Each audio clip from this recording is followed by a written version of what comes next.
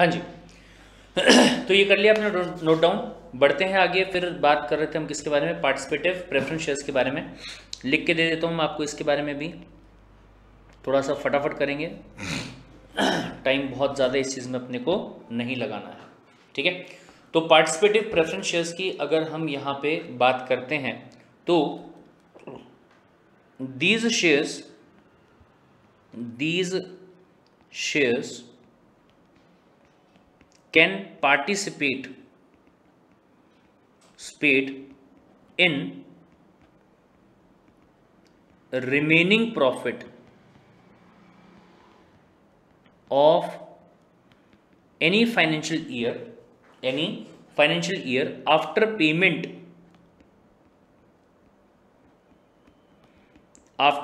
to equity share holders, ठीक है, अगर कुछ बच जाता है तो।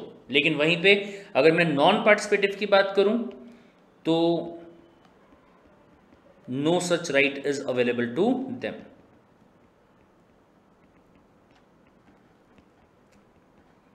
ठीक है, ऐसा कोई अधिकार उनके पास में नहीं होता है अगर आप नॉन पार्टिसिपेटिव शेयर्स के बारे में बात करें तो, ठीक है सर। अब इसके बाद में अगला जो पॉइंट आपका आता है वो आपका रहेगा कन्वर्टिबल नॉन कन्वर्टिबल, ठीक है। एक आपके शेयर्स होते हैं जिसे आप नाम देते हैं क्या, कन्वर्टिबल प्रेफरेंस शेयर्स, और इसी को फिर हम कॉपी कर लेते हैं और कॉपी करके हम इस साइड में भी लिख देते हैं और इसको नाम क्या दिया जाएगा, नॉन कन्वर्टिबल, ठीक है। अभी ध्यान से सुनिएगा भाई साहब, सर कन्वर्टिबल प्रेफरेंस शेयर्स का मतलब क्या होता है, ध्यान से सुनिएगा। आज किसी इंसान ने कंपनी के प्रेफरेंस शेयर्स को परचेज किया, बट वो कहता है कि यार नहीं, मुझे ना ओनर बनना है यार कंपनी का, मुझे ना प्रेफरेंस शेयर्स नहीं चाहिए। लेकिन इस टाइम पे अगर कंपनी के शेयर्स का आईपीओ ही नहीं आ रहा है तो आप कहाँ से फिर कंपनी के इक्विटी वाले शेयर्स ले पाएंगे, ठीक है। तो कंपनी अगर फिलहाल कन्वर्टिबल वाले प्रेफरेंस शेयर्स लेके आती है, सर कन्वर्टिबल मतलब आपको ये कहा जाता है कि आज के दिन में आप ये प्रेफरेंस शेयर्स को परचेज कर लीजिए, ठीक है, after a time period of 5 years, 2 years, 3 year, 10 year और 20 ईयर्स, ठीक है। क्या किया जाएगा, जब आपका मैच्योरिटी पीरियड खत्म हो जाएगा, मैच्योरिटी डेट जब आ जाएगी, उस टाइम पे आपको पैसा बदले में नहीं दिया जाएगा, बल्कि आपके ये प्रेफरेंस शेयर्स को ले लिया जाएगा और बदले में आपको इक्विटी शेयर्स जो होते हैं वो आपको दे दिए जाएंगे।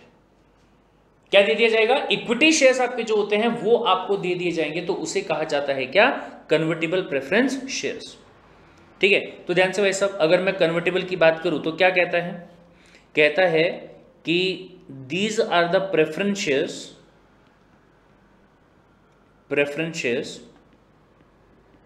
which will be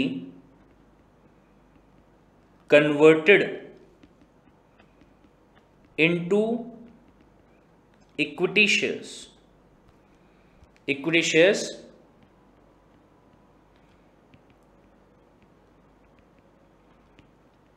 after maturity period, ठीक है।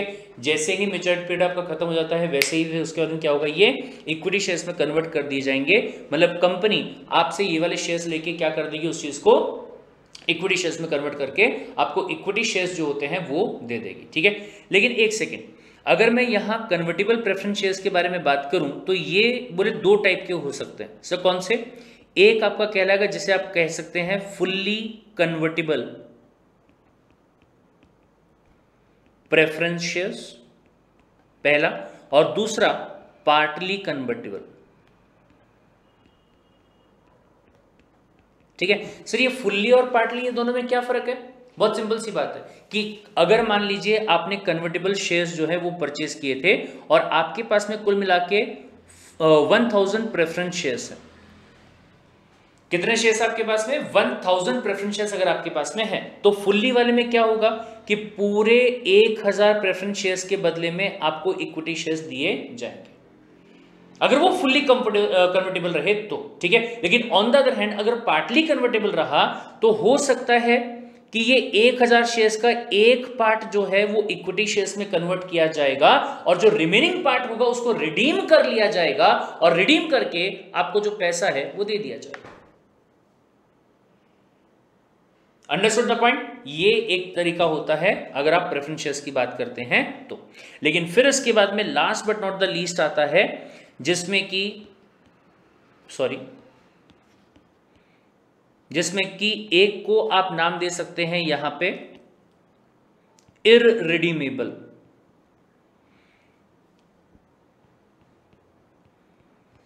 इररिडीमेबल प्रेफरेंस शेयर्स, ठीक है। और दूसरा जो है इसको आप नाम दे सकते हैं क्या, redeemable preference shares.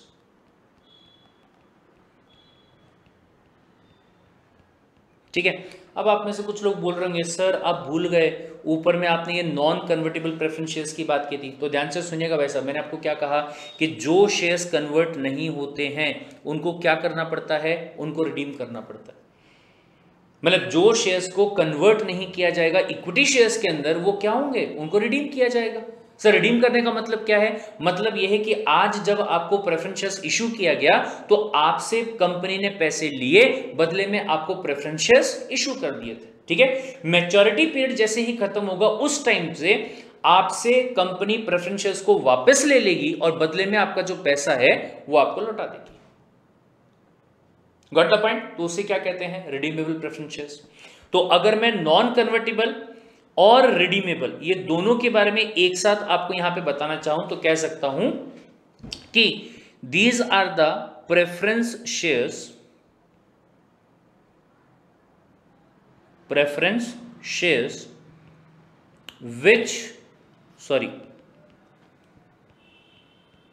which will be redeemed by company at the end of maturity period। जैसे बोले मैच्योरिटी पीरियड आपका खत्म हो जाएगा, इनको रिडीम कर लिया जाएगा and money will be paid back. ठीक है। जो पैसा आपने दिया था वो पैसा आपको वापस चुकता कर दिया जाएगा। Understood the point, done. लेकिन वहीं पे अगर मैं इररिडीमेबल प्रेफरेंस शेयर्स की बात करूं तो इसका मतलब क्या होता है, it means that these preference shares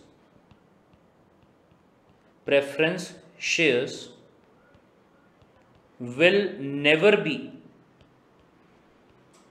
be called back by company in its lifetime। ठीक है। कंपनी की जब तक जिंदगी चालू है तब तक के ये शेयर्स को क्या नहीं किया जाएगा, कंपनी जो है वो वापस बुलाने वाली नहीं है, उसे कहते हैं इररिडीमेबल प्रेफरेंस शेयर्स। बट एक बात यहां पे ध्यान दीजिएगा भाई साहब, एक बात यहां पे ध्यान दीजिएगा, in India these shares cannot be issued, these shares cannot be issued, in shares को इशू नहीं किया जा सकता है। Understood the point, done. चलिए फटाफट भाई साहब एक काम करो, सबसे पहली बात तो ये कि यहाँ जो हमने ये चीज़ें बनाई है इनको आप अच्छे से लिख लीजिए। इसके बाद में हम डिबेंचर्स, डिपॉजिट, बॉन्ड इनके बारे में भी बात करेंगे, बट लिखने का कंटेंट आपके पास में बहुत ज़्यादा होगा। सबसे पहले हेडिंग देंगे पैसा। अगर पैसे की बात की जाए तो एक आपका इक्विटी कैपिटल होगा जिसको आप ओनर्स फंड का नाम देते हैं। अगर उसमें इक्विटी शेयर्स की आप बात करते हैं सबसे पहले तो वीडियो को पॉज करें, इतना लिख लीजिए। फिर उसके बाद में वीडियो को फिर से पॉज करें और जो रिमेनिंग वाला पार्ट है उसको आप यहाँ पे नोट डाउन कर लीजिए। और फिर उसके बाद में आप क्या करेंगे, अगली जो हेडिंग है वो देंगे, that will be about the debt capital. Debt capital को आप साथ में क्या नाम देते हैं, बोरोड फंड भी आप इसको कहते हैं। फिर उसके अंदर 4 चीजें आती है, 5 चीजें, preference shares, debentures, bonds, deposits and last वाला loan and advances from the banks या फिर फाइनेंशियल इंस्टीट्यूशंस। एफआई का मतलब क्या है, फाइनेंशियल इंस्टीट्यूशंस। अब इसमें से जो प्रेफरेंस शेयर्स हैं उसके बारे में अच्छे से नोट डाउन आप कर लीजिए। फीचर्स तक के जो पॉइंट है वो पूरे के पूरे आप अच्छे से यहाँ पे लिख लीजिए वीडियो को पॉज करके। और फिर उसके बाद में अगला जो पूरा का पूरा पेज आपका है जिसमें कि हमने टाइप ऑफ प्रेफरेंस शेयर्स की बात करी। सबसे पहला क्यूमुलेटिव वाला प्रेफरेंस शेयर्स, फिर उसके बाद में दूसरा नॉन क्यूमुलेटिव वाला प्रेफरेंस शेयर्स, फिर उसके बाद में अगला पार्टिसिपेटिव और पार्टिसिपेटिंग प्रेफरेंस शेयर्स, और फिर उसके बाद में नॉन पार्टिसिपेटिंग प्रेफरेंस शेयर्स, और फिर आपका आता है कन्वर्टिबल और दूसरा नॉन कन्वर्टिबल वाला। ठीक है, वीडियो को पॉज करते जाइए और उसको लिखते जाइए। But last but not the least is what, irredeemable preference shares, और दूसरा आपका कौन सा आ गया यहाँ पे, रिडीमेबल वाला प्रेफरेंस शेयर्स। ठीक है, तो ये पूरा आई होप कि आपने अच्छे तरीके से क्या कर लिया, नोट डाउन जो है वो कर लिया। अब बढ़ते हैं आगे और बात करते हैं हमारे अगले टॉपिक के बारे में, जिसका नाम यहाँ पे क्या दिया गया है, डिबेंचर्स नाम यहाँ पे दिया गया। अब ये डिबेंचर जो है उसकी बात यहाँ पे करें कि आगे करें, मेरे ख्याल से आगे कर लेना चाहिए। द रीजन बीइंग कि इसके बारे में भी जो चार्ट आपका बनेगा वो लंबा चौड़ा बनने वाला है। सबसे पहली बात यहाँ पे नाम मैं लिख के चलता हूं, नाम क्या है, डिबेंचर्स। ठीक है, अगर बोले डिबेंचर्स की बात की जाए, किसकी बात की जाए, डिबेंचर्स की बात की जाए, so it is a debt security. क्या है ये, डेट सिक्योरिटी है, right, by issuing which company borrow money from debenture holders. ठीक है, जिसको डिबेंचर्स दिए जाते हैं उसको डिबेंचर होल्डर्स कहा जाता है, और जो पैसा यहां पे लेता है उसे आप बोरिंग कंपनी कह दीजिए। पैसा यहां पे सिंपली बोरो किया जाता है। अंडरस्टूड द पॉइंट, बोले ठीक है साहब। अच्छा, अब इसमें अगर मैं फीचर्स की बात करूं तो सीधा सीधा इसी में ही अपन एडिशन यहां पे कर सकते हैं। सबसे पहली बात, यहां पे क्या मिलता है, फिक्स्ड रेट ऑफ इंटरेस्ट मिलता है। यहां पे क्या मिलेगा, फिक्स रेट ऑफ इंटरेस्ट मिलेगा। यहां पे क्या नहीं मिलने वाला आपको, डिविडेंड नहीं मिलने वाला है। अंडरस्टूड द पॉइंट, डन, ठीक है साहब। फिर उसके बाद अगर डिबेंचर के जरिए जो पैसा रेज किया जाए उसकी बात करें तो पहले मैं आपको बता चुका हूं कि बोरोड कैपिटल वो कहलाता है। Apart from that debenture holders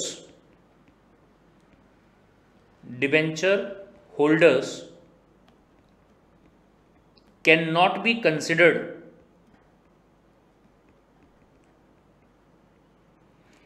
considered as owners or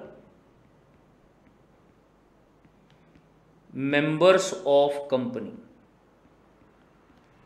ठीक है, क्या नहीं कहलाएंगे वो, कभी भी कंपनी के मेंबर या फिर ओनर नहीं कहलाने वाले हैं। Apart from that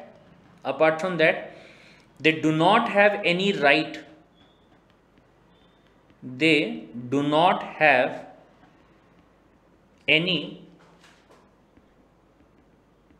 right to vote in general meeting. ठीक है, जनरल मीटिंग में वोट करने का उनके पास में कोई अधिकार नहीं है।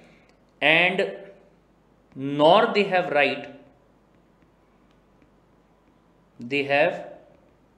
Right to receive notice of meeting. ठीक है, एंड अटेंड द मीटिंग।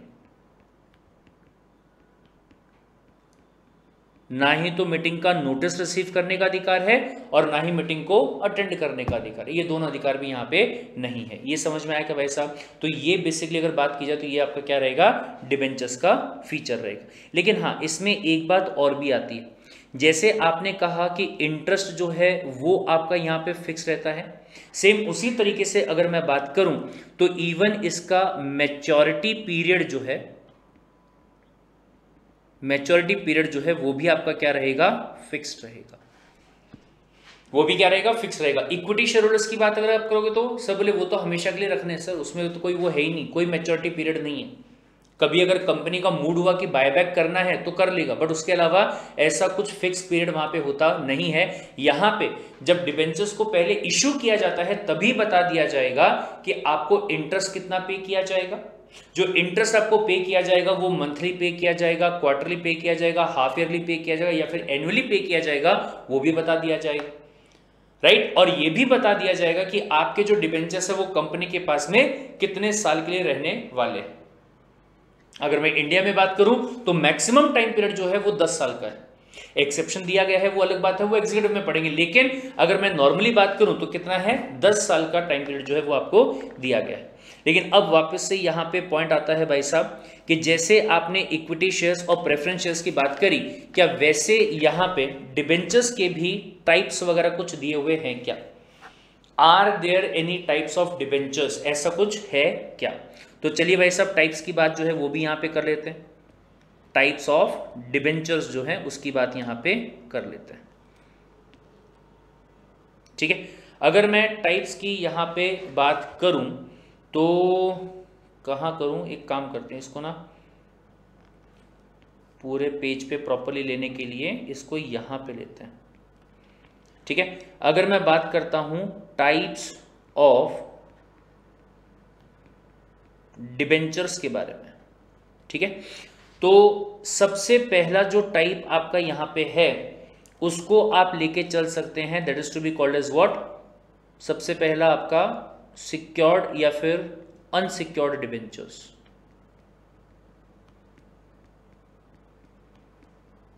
ठीक है। और इसके जस्ट अपोजिट में अगर आप बात करोगे, जस्ट अपोजिट में अगर आप बात करोगे, we can call it as secured debentures,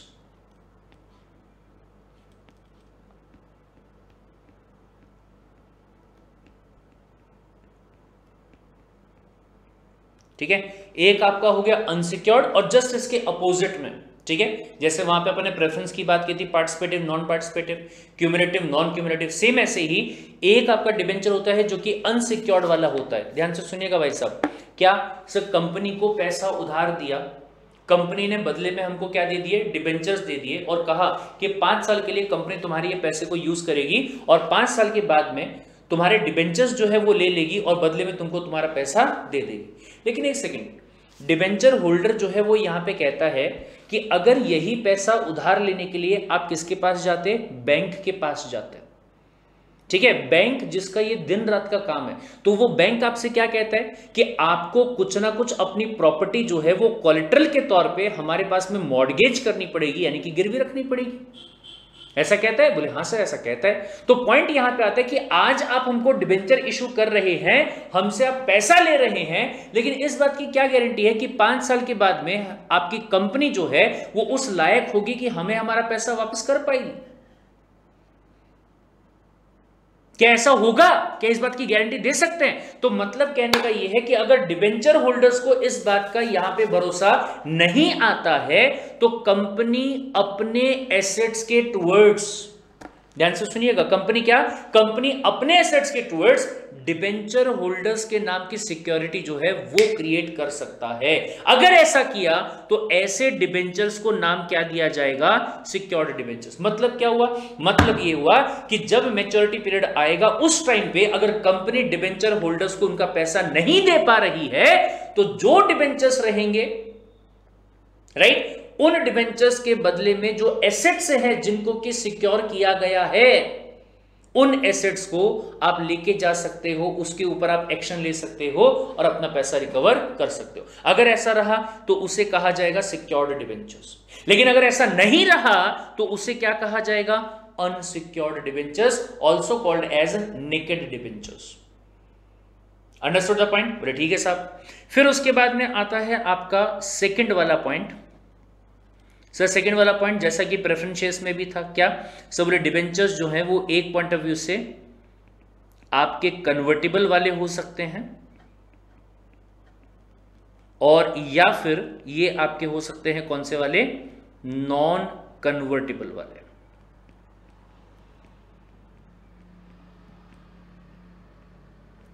कौन से कन्वर्टेबल, नॉन कन्वर्टेबल। मतलब क्लियर है क्या भाई साहब?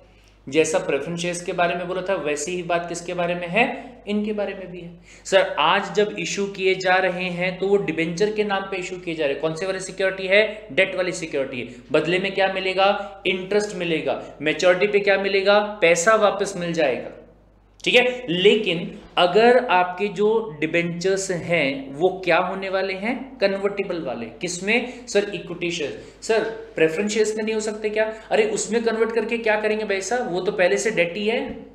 सर एक डेट को चुकता करके दूसरे डेट की सिक्योरिटी अगर मैं ले रहा हूंगा उससे क्या बेनिफिट होने वाला है, क्या करूंगा उसका, मैं अचार डालूंगा, राइट। तो जब भी कन्वर्टिबल वाले पॉइंट की बात आती है, फिर चाहे वो कहीं पे भी क्यों ना हो, एट एनी प्लेस, कहीं पे भी अगर आप कन्वर्टिबल वाले की बात करते हैं, मतलब किसमें कन्वर्टिबल, इक्विटी शेयर्स में, ठीक है। ऐसे शेयर्स में क्या होगा, सॉरी ऐसे डिबेंचर्स में क्या होगा कि जैसे ही मैच्योरिटी का डेट आ जाएगा उस दिन कंपनी आपसे डिबेंचर्स को वापस ले लेगी और बदले में क्या दे देगी आपको, इक्विटी शेयर्स दे देगी। अंडरस्टूड द पॉइंट, बोले ठीक है साहब। अब फिर इसके बाद में तीसरा जो पॉइंट है वो आपका यहां पे आता है, that is to be called as what, redeemable, redeemable debentures, ठीक है। और दूसरा जो है वो क्या हो सकता है आपका, इररिडीमेबल डिबेंचर्स, ठीक है। सर रिडीमेबल क्या मतलब हुआ, वही सेम पॉइंट, जैसे ही बोले आपकी मैच्योरिटी पीरियड खत्म हो जाएगा वैसे ही कंपनी आपसे क्या करेगी, ये डिबेंचर्स को वापस ले लेगी और बदले में आपका पैसा जो है वो आपको दे देगी मैच्योरिटी पीरियड पे, उसे क्या कहा जाता है, रिडीमेबल डिबेंचर्स। डिबेंचर्स के मामले में कोई पॉइंट मैं भूल तो नहीं रहा हूं, एक बार देख लेता हूं जस्ट क्रॉस चेक करने के हिसाब से। Secured, unsecured, redeemable, irredeemable, convertible, partly convertible and non convertible, ठीक है। ये तो वापस सेम पॉइंट आपका हो गया कि अगर आप यहां कन्वर्टिबल की बात करते हैं, ये वाला जो पॉइंट है इसकी बात अगर आप करते हैं तो इसमें दो आपकी चीजें हो सकती हैं। पहला पार्टली कन्वर्टिबल डिबेंचर्स, शॉर्ट में आप इसको पीसीडी बोल सकते हैं, और दूसरा फुल्ली कन्वर्टिबल डिबेंचर्स। एंड दूसरी बात ये कि अगर आप नॉन कन्वर्टिबल डिबेंचर्स की बात करते हैं, इसका मतलब क्या हुआ कि वो कौन से वाले हैं, रिडीमेबल वाले डिबेंचर्स। Understood the point. इसके बारे में ज्यादा डेप्थ में मैं नहीं जा रहा हूं, द रीजन बीइंग कि ऑलरेडी प्रेफरेंस शेयर्स वाले में जो बातें हमने बोली थी वही वाली बातें आपकी यहां पे भी। लेकिन हाँ, एक बात वापस से रिपीट करना चाहूंगा कि हमारी कंट्री में इररिडीमेबल डिबेंचर्स इशू नहीं किए जाते हैं, strictly prohibited. Understood the point, done. Note down कर लीजिएगा इसको आप। पहले डिबेंचर के फीचर्स के बारे में बात कर लीजिए, देख लीजिए अच्छे तरीके से।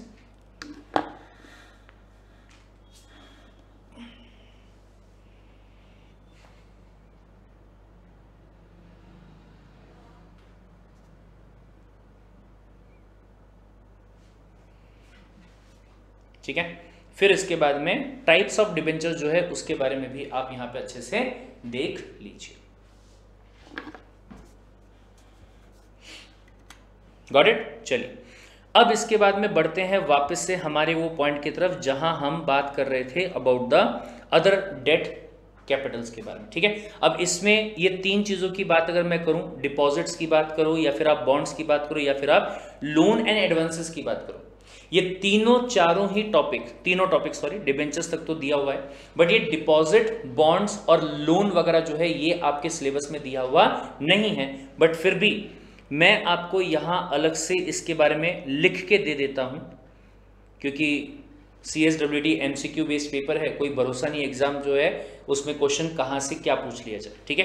तो डिपॉजिट्स का मतलब क्या है, that the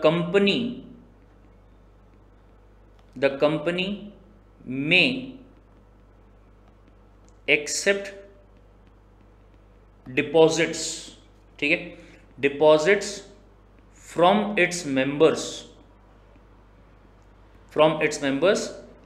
end sometimes from public but subject to conditions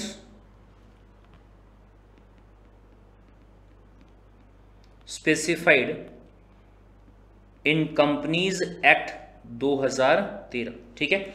वो कंडीशंस को कंप्लाई करना पड़ेगा, उसको कंप्लाई करके आप क्या कर सकते हैं, डिपॉजिट को एक्सेप्ट कर सकते हैं, उससे भी कंपनी के पास में पैसा जो है वो रेज किया जा सकता है। सेम थिंग बॉन्ड के बारे में भी है। बॉन्ड की बात अगर आप करेंगे या डिपॉजिट की बात करेंगे, सबके बारे में मैं एक ही बात बता चुका हूं, क्या कि ये कौन सा कैपिटल है, डेट कैपिटल। फिर उसके बाद में लोन और advances from the bank. Sir इसकी बात तो बहुत डिटेल में पता नहीं कब से करता है, पूरा बैंकिंग सेक्टर जो है उसकी बात अपन ने कर ली।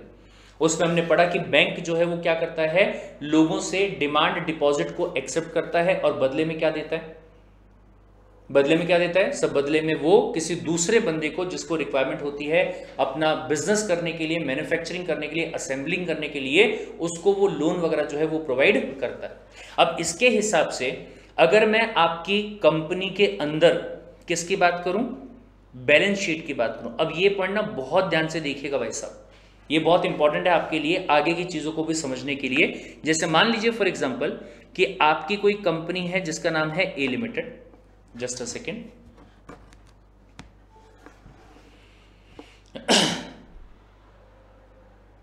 आपकी कोई कंपनी है जिसका नाम है ए लिमिटेड। अगर मैं उसके बैलेंस शीट की बात करूं तो इस कंपनी के बैलेंस शीट में आपको दो साइड हमेशा मिलेंगी। एक रहेगा आपका जिसे कहा जाता है लायबिलिटी साइड, और दूसरा जो होगा वो होगा आपका एसेट साइड। किसकी लायबिलिटी, कंपनी की लायबिलिटी। ठीक है, तो आपकी जो कंपनी है उसने क्या किया, सब बोले उसने इक्विटी शेयर्स को इशू किया, तो वो इक्विटी शेयर्स कंपनी की लायबिलिटी है, उस बंदे का क्या है, इन्वेस्टमेंट। फिर उसके बाद में आपकी कंपनी ने क्या किया, सब बोले हमारी कंपनी ने प्रेफरेंस शेयर्स को इशू किया। हमारी कंपनी के लिए ये लायबिलिटी है क्योंकि एक टाइम के बाद में उस बंदे को प्रेफरेंस शेयर्स के बदले में या तो कंपनी में इक्विटी शेयर्स देना पड़ेगा या तो उसका पैसा जो है वो वापस देना पड़ेगा। तो कंपनी के लिए प्रेफरेंस शेयर्स क्या है, लायबिलिटी है, उसके लिए क्या है ये चीज, ये उसके लिए एसेट है। ठीक है, फिर उसके बाद कंपनी ने अगर डिबेंचर्स को इशू किया होगा तो वो भी यहां पे आ जाएंगे। फिर उसके बाद कंपनी ने अगर टर्म लोन किसी बैंक से लिया होगा तो वो यहां पे आ जाएगा। अगर कंपनी ने कोई डिपॉजिट एक्सेप्ट किया होगा, हालांकि अगर मैं डिपॉजिट्स की बात करूं तो ये बहुत लंबे टर्म के लिए नहीं होता है, ये ध्यान रखिएगा। एक और इंपॉर्टेंट बात कि डिपॉजिट्स जो होता है उसका मैच्योरिटी पीरियड, नॉट 3 महीने सॉरी, उसका मैच्योरिटी पीरियड जो है वो 6 महीने से लेके मैक्सिमम 36 मंथ्स का हो सकता है, मैक्सिमम, उसके ऊपर नहीं हो सकता। ठीक है, अपार्ट फ्रॉम दैट यहाँ पे कुछ क्रेडिटर्स आ जाते हैं जिनसे हमने कोई सामान परचेज किया होगा या ऐसा कुछ किया होगा। और उसके अपोजिट में अगर मैं एसेट्स की बात करूं तो यहाँ पे एक आप सीधी सीधी बात कर सकते हैं किसके बारे में, फिक्स्ड एसेट्स के बारे में, जिसमें आपका लैंड आ जाता है, लैंड के अलावा आपका बिल्डिंग आ जाता है, बिल्डिंग के अलावा आपका प्लांट आता है, और प्लांट के अलावा आपका मशीनरी आ जाता है। ठीक है, और दूसरा जो है वो आपका रहता है क्या, करंट वाला एसेट। ठीक है, जिसमें कि आपका कैश आ जाता है या फिर बैंक वगैरह में जो पैसा पड़ा है वो भी आता है, और जो आपका फिलहाल काम चल रहा होगा उसमें जो वर्किंग कैपिटल हो गया वो सारी चीजें जो हैं वो भी आपकी आ जाती है। Understood the point. तो बेसिकली आपको जो चीज यहां पे पढ़ानी थी वो क्या था, सबसे पहली बात हमको यहाँ शेयर्स के बारे में बात करना था, जो कि इक्विटी शेयर्स एक आपका यहाँ पे हो गया। फिर उसके बाद अगर आप टाइप ऑफ इक्विटी शेयर्स की यहाँ पे बात करते हैं तो यहाँ ये देखिए कुछ और टाइप यहाँ पे दिए हुए हैं। हालांकि अगर इनकी बात यहाँ पे की जाए, ये दूसरे पॉइंट ऑफ व्यू से यहाँ पे बोला गया क्या, सबसे पहली बात अगर मैं ऑथराइज्ड शेयर कैपिटल की बात करूं, ठीक है, तो ध्यान से सुनिएगा, ऑथराइज्ड शेयर कैपिटल जो है इसको एक और नाम दिया जाता है, that is called as what, nominal share capital. ठीक है, नॉमिनल शेयर कैपिटल और also called as registered share capital. ठीक है, इससे क्या मतलब होता है, बहुत ध्यान से सुनिए। जब आपकी कंपनी का इनकॉर्पोरेशन किया जाता है उस टाइम पे जितना कैपिटल रेज करना कंपनी को ऑथराइज्ड होता है, जितना पैसा कंपनी को रेज करना ऑथराइज्ड होता है उसे कहा जाता है ऑथराइज्ड शेयर कैपिटल। और ये वाला जो शेयर कैपिटल है इसके बारे में कंपनी के मेमोरेंडम ऑफ एसोसिएशन में लिखना पड़ता है। याद है आपको, हमने आरआरबी के बारे में बात की थी, उसमें हमने सबसे पहला जो आपका आरआरबी था उसका नाम क्या था, जो आपका कहां पे था, मुरादाबाद में जो था आपका आरआरबी, उसमें ऑथराइज कैपिटल 5 करोड़ रुपए का बताया गया था। याद है आपको वो वाला पॉइंट? ठीक है, तो वो ऑथराइज कैपिटल मतलब जितना कैपिटल कंपनी अपने जिंदगी भर में शेयर्स वगैरह इशू करके रेज करने के लिए ऑथराइज्ड होती है उसे कहा जाता है ऑथराइज्ड कैपिटल। ठीक है, पहली बात। दूसरी बात सर, इशूड शेयर कैपिटल, ध्यान से सर, कंपनी जो है वो क्या करती है सर, वो आईपीओ लेके आती है, इनिशियल पब्लिक ऑफर। ठीक है, और उस ऑफर में कंपनी अपने शेयर्स जो है वो आम जनता को इशू करती है। अब मान लीजिए फॉर एग्जांपल कि 5 करोड़ रुपए का ऑथराइज्ड कैपिटल था, उसमें से 2 करोड़ रुपए के जो शेयर्स हैं उसको कंपनी ने क्या कर दिए, इशू कर दिए। ठीक है, तो इशूड कैपिटल कितने का हो जाएगा, 2 करोड़ का। बट अभी भी क्या मैं कह सकता हूं कि 3 करोड़ रुपए और मार्केट में इशू किए जा सकते हैं और पैसा रेज किया जा सकता है, 3 करोड़ रुपए के शेयर्स। ठीक है, फिर उसके बाद में अगर मैं सब्सक्राइब्ड कैपिटल की बात करूं तो बहुत ध्यान से सुनिएगा सर, जो शेयर कैपिटल मार्केट में कंपनी ने इशू किया होगा उसको जो कंपनी के शेयर होल्डर्स ने सब्सक्राइब कर लिया उसे कहा जाता है सब्सक्राइब कैपिटल। ठीक है, मैक्सिमम केस में यह होगा कि अगर 2 करोड़ रुपए के शेयर्स को इशू किया गया है तो उतने को सब्सक्राइब भी कर लिया जाता है। ठीक है, तो बहुत सारे केसेस में ये दोनों जो है वो आपको क्या मिलेंगे, सेम मिलेंगे। फिर उसके बाद में आता है अगला क्या, सब पेड अप कैपिटल। ये बहुत ध्यान से सुनिएगा, बहुत इंपॉर्टेंट वाली बात, क्या कि सर कई बार आपको ये पता चलेगा कि किसी भी कंपनी में एक शेयर जो है उसकी फेस वैल्यू 10 रुपए की है। कितने रुपए की है, 10 रुपए की है, यानी कि 10 रुपए का एक शेयर हो गया। बोले हाँ सर। कई बार क्या होता है, आज के जमाने में कंपनी पूरे 10 रुपए उस शेयर पे एक साथ मंगवा लेती है, लेकिन कई बार ऐसा होता है कि कंपनी कहती है पहले 4 रुपए दो, फिर 3 रुपए देना और फिर 2 रुपए दे देना। ठीक है, अब मान लीजिए कि पहली बार आपसे 4 रुपए मंगवाए, आपने क्या किया, 4 रुपए पर शेयर के हिसाब से पे कर दिया। तो जो पैसा आपने कंपनी को पे कर दिया है, ध्यान से क्या कहा, जो पैसा आपने कंपनी को पे कर दिया है उसे कहा जाता है paid up share capital. Understood the point, done. ठीक है साहब, फिर उसके बाद में अगला पॉइंट आता है कौन सा, राइट शेयर। अब ये पॉइंट बहुत ध्यान से सुनिएगा, क्या सर बोले, अगर आपकी जो कंपनी है उसके जो एग्जिस्टिंग शेयर होल्डर्स हैं, मतलब मैंने आपको बताया था कि टाटा स्टील कंपनी में मैं 11 शेयर्स ऑलरेडी परचेज कर चुका हूं, तो मैं कौन हो गया, मैं कंपनी का एग्जिस्टिंग शेयर होल्डर हो गया।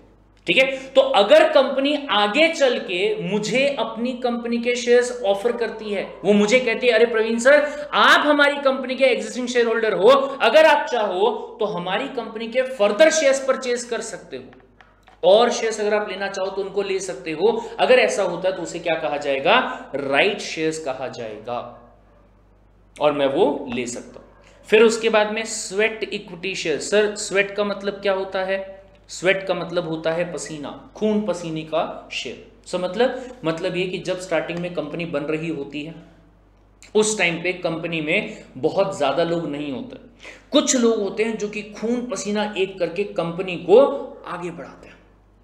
तो ऐसे केस में फंडा ये दिया गया है, ये कहा गया है कि सर ये जो लोग हैं जो कि कंपनी से एकदम बेस से जुड़े हुए थे, उन लोगों को अगर कंपनी चाहे तो कंसेशनल रेट पे, कौन से रेट पे, कंसेशनल, मतलब अगर बाहर वालों से आप 10 रुपए ले रहे होंगे तो इन लोगों से आप 9 रुपए ले लीजिए, या इन लोगों से आप 8 रुपए ले लीजिए, या फिर एक काम कीजिए, इन्होंने जो सर्विस कंपनी को प्रोवाइड की थी उसके बदले में इनको आप शेयर्स दे दीजिए, बराबर है। अगर ऐसा आप यहां पे कर रहे हैं तो उसे नाम दिया जाता है क्या, sweat equity shares. Understood the point. और फिर उसके बाद में एक और पॉइंट यहां पे होना चाहिए था, आई डोंट नो क्यों नहीं लिखा, that is called as what, bonus shares. ठीक है सर, अगर मैं राइट शेयर की बात करूं वो भी एग्जिस्टिंग शेयर होल्डर को मिलता है, अगर मैं बोनस शेयर्स की बात करूं ये भी एग्जिस्टिंग शेयर होल्डर को मिलता है, लेकिन राइट शेयर में और बोनस शेयर्स में फर्क क्या है सर, राइट वाले के लिए सामने वाले बंदे को पैसा पे करना पड़ेगा, ऐसे फ्री में नहीं मिलने वाला। लेकिन जो बोनस शेयर्स है इसके लिए कंपनी का ये कहना है कि हमारे पास में पैसा बहुत है, पैसे की बोले हमारे पास कोई कमी नहीं है, ये देखिए यहां पे 30 लाख रुपए पड़ा बोले हमारे पास में, और एक्स्ट्रा डिविडेंड देने के बाद में भी पड़ा है। ठीक है, लेकिन हम ये चाहते हैं कि जिन लोगों की वजह से आज कंपनी ये स्टेज पे पहुंची है उनको क्यों ना एक एक share extra free of cost दे दिया जाए। ठीक है, तो ध्यान से, जब एग्जिस्टिंग शेयर होल्डर्स को फ्री ऑफ कॉस्ट कंपनी में फर्दर शेयर्स दिए जाते हैं तो उसे नाम क्या दिया जाएगा, बोनस शेयर। लेकिन वहीं पे अगर कंपनी के एग्जिस्टिंग शेयर होल्डर से पैसा लेके उनको फर्दर शेयर्स दिए जाते हैं तो उसे क्या कहा जाएगा, राइट शेयर्स का नाम उसको दिया जाएगा। Understood the point. तो इसका एक बार यहां पे लिखा हुआ है, सेम जो मैंने आपको बताया वही सेम पॉइंट है, देख लीजिएगा एक बार। फिर उसके बाद में आता है आपका कौन सा, प्रेफरेंस शेयर्स। पूरी डिटेल मैंने आपको अच्छे से यहां पे बता दी यहां तक की। फिर आता है आपका डिबेंचर्स। डिबेंचर्स की भी बात अगर आप करोगे तो सारी की सारी बातें जो है वो मैंने आपके इसके बारे में भी क्या कर दिया, बता दिया। Understood the point. तो एक काम कीजिए, इसको भी आप यहां पे नोट डाउन कर लीजिए। किसको करेंगे नोट डाउन? ये वाली चीज को, जो डिपॉजिट और लायबिलिटी वाली थी। बट उसके अलावा हाँ, एक पॉइंट और यहां पे रह गया आपका, कौन सा? एक आपका होता है बियरर डिबेंचर्स, ठीक है, और एक वर्ड यूज किया गया है कौन सा? Registered debentures. सर इनमें क्या फर्क होता है? बहुत सिंपल है। अगर कोई डिबेंचर है जो कि एक टाइप ऑफ ऐसा रहता है, ठीक है, मतलब एक क्या बोलेंगे उसको, जैसे नोट हमारा होता है, ऐसे एक डॉक्यूमेंट रहता है, ठीक है। अगर इस डॉक्यूमेंट के ऊपर नाम लिखा है कि debenture is issued to mister A, तो उसे कहा जाएगा रजिस्टर्ड डिबेंचर। क्यों? क्योंकि मेरे नाम का इशू किया गया है। लेकिन वहीं पे अगर उस डिबेंचर के ऊपर कोई नाम लिखा हुआ नहीं है, there is no name written on it, कोई नाम लिखा हुआ नहीं है, तो ऐसे केस में उसको क्या कहेंगे? Bearer debenture. मतलब जिसके हाथ में वो डिबेंचर है वही उसका क्या बन जाएगा? मालिक बन जाएगा, ठीक है। तो ध्यान से, those which are payable to the bearer thereof. Bearer का मतलब क्या है? जिसके पास है, ठीक है। या फिर बियरर का दूसरा मतलब क्या होता है? होल्डर, ठीक है, जिसके पास है उसी को मिल जाएगा। These can be transferred merely by the delivery. मेरे पास था, मैंने आपको दे दिया, आप ओनर। आपके पास है, आपने किसी और को दे दिया, वो क्या बन जाएगा? ओनर बन जाएगा, ठीक है। Now interest is paid to the person who produces the interest coupon attached to such debenture.